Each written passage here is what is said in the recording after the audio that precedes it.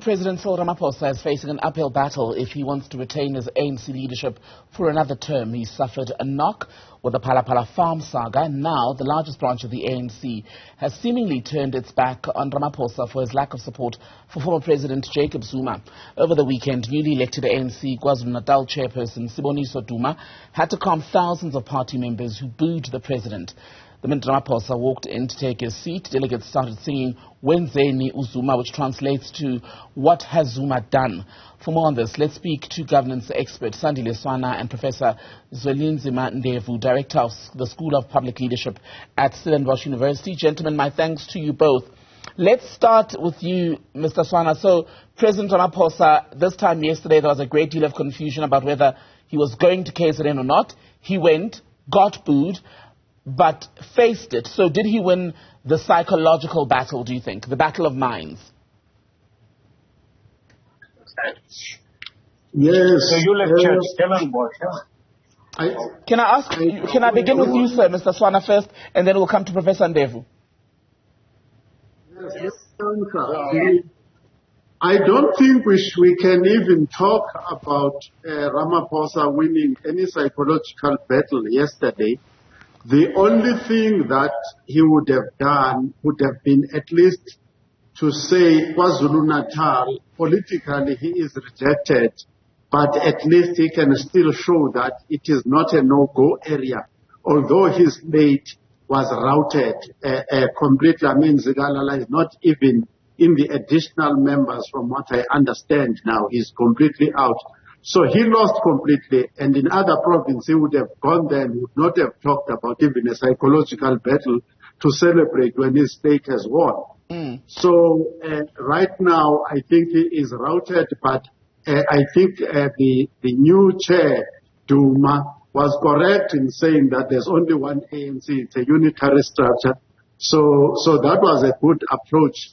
There's no need to beat a dead snake. So just with that then, Mr. Swana, yes, the president went, but as you say, there was a rejection of the president of the ANC by the province, a province which on a numbers basis has the largest representation ahead of conference. How dangerous is that for him should he wish to return for a second term? Statistically, this is a very dangerous position. You don't want to lose those blocks of votes. And I think Cyril Ramaphosa, on a number of fronts, not only the human issue, types of votes. Professor Ndevu, let me come to you. We're hearing a bit of feedback, I think, in the background behind you there. But Professor Ndevu, pardon me, but let's persist if you're able to hear me. And I want to talk to you about the president going to KZN after all of that back and forth once again about whether he'd go or not. Then we saw the new chairperson step in to calm the delegates who were in the venue, right? Where does that leave Mr. Duma in terms of his footing as a new leader who carries authority with the membership? I think for me, this was really a strategic move from the president. We knew that he was going to be booed, and that happened. But to reaffirm the position that the ANC is a unitary organization, we needed the president of the ANC to actually go to that and address the closing session to say that while you might not like me, but I am still in charge of the ANC, at least until December, until the branches of the ANC decide on a new leadership. For Mr. Duma, I think he fared very well. Remember, as a leader, even if your preference, you don't like President Ramaphosa, but when you are confronted with a situation of that nature, you should embrace him as your leader. And he has done exactly that. I think for me, he was in a difficult position and he fared very well. You say President Ramaphosa had to assert himself as still being in charge, but how in charge is he? And the level of risk of what we saw in KZN yesterday being replicated in other parts of the country, how real is that now? I think we have entered the era of madness within the ruling party. So we're going to see more of this happen, where the president is going to be booed, where those who've got a different view are going to show that publicly. But what I give Ramaphosa credit to, he should be the president of the whole ANC, even those who don't like him. And that should be the process that he undertakes. Whether that will give him extra votes or not, I don't know. But clearly, a united ANC going forward should be, at least on paper. We know that in practice it's not united. Sandile Swana, let me come back to you, sir, and talk about the step-aside resolution. The KZN chairperson, the new one, says it's been basically used to abuse or as part of suppressing certain factions, shall we say, in the ANC, and therefore it should be scrapped altogether. A short time ago, our reporter Phala Phala was speaking to Stan Mathabata in Limpopo, whose province is also not fully behind this resolution. Now that we're going to policy conference, is that going to be the key issue? Is that where the success or failure of the policy conference will be decided? I don't think the success or failure of the policy conference will be decided by this particular resolution.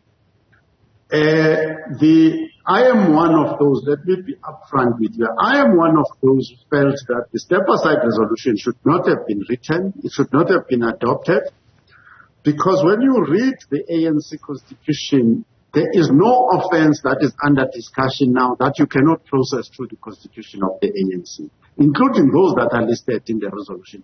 So it still continues to puzzle me why anyone would come up with this resolution. The second thing is that the resolution has been applied inconsistently in terms of what is written in the resolution and the kinds of offenses that it seeks to address. Not all of them have been addressed, only a small section, and even so, I think there could be fairness in the allegation that it is very selectively applied. If you look at the members of the cabinet of Ramaphosa and the Ramaphosa slate, many of them are ranking very high in the Zondo report and elsewhere.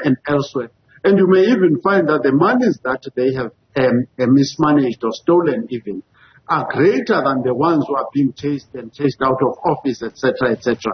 So that step-aside resolution is the source of division in an organization that has got a long, well-established criminal history since 1990 until now. So, Professor Ndevu, then, would the ANC be better off without the step-aside resolution? I think I want to agree with my colleague. It would be better off without a step-aside resolution. For example, in addition to what my colleague has said, we have not created an environment that is conducive for this resolution to be implemented. A person is charged and the case takes 5 years. His term of office ends. What then? So we should be able, the justice system should be transformed in such a way that it expedites cases and people who are All right, I think we've lost Professor Ndevu. If you can come back to you then, Mr. Swana. Professor Ndevu was talking about the delays in the justice system. For example, let's say one leader who is suspended is tried for 5 years. That's the entirety of their term. Yes, great personal and professional inconvenience, but many other South Africans could argue that they face a similar level of inconvenience in their lives. And if their cases are going to drag through the courts, surely ANC politicians can also wait until their cases have run their course, no? Yes, no, that is what you are saying is correct.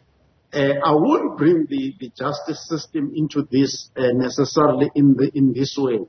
But let me just say that there is a case that I know firsthand, whereby long before the step-aside resolution, comrades would even go and mobilize local police to have another comrade who's contesting from another state arrested during the time of the elections. By the time you come out the elections and you've been arrested for nothing. So the abuse of state power as well is a well-established thing. So we don't need to create more avenues for people's human rights to be abused continuously.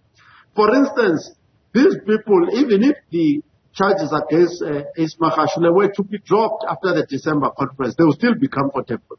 So there's a lot of dubious things that are going on around this step-aside. So if, as you said earlier, there were sufficient safeguards as per the ANC's rules of conduct, shall we say, or the Constitution, and there was no need for the crafting of a new one in the step-aside resolution, why were the previous safeguards not enough? The safeguards everywhere in South Africa are enough. For instance, the MFMA, Municipal Finance Management, the PFMA, are enough to protect the monies of the state. What you do have is a rogue party in government that does not want to confront and actually charge people who are abusing on a day-to-day basis the MFMA PFMA and so on. Similarly to the Constitution, Oscar Mambuyane could have identified Ace Magashule as a suitable candidate to actually charge according to the ANC Constitution, and just done that. So the comrades don't want to charge comrades. They don't want to charge each other according to the Constitution. So you must just have an umbrella thing, and you don't even know who's accusing you. You must just step down. Thank you very much, Mr. Sandile Swana and Professor Zweli Ndevu, speaking to us about the ANC as it prepares for its policy conference and, of course, a national elective conference here that's due later this year.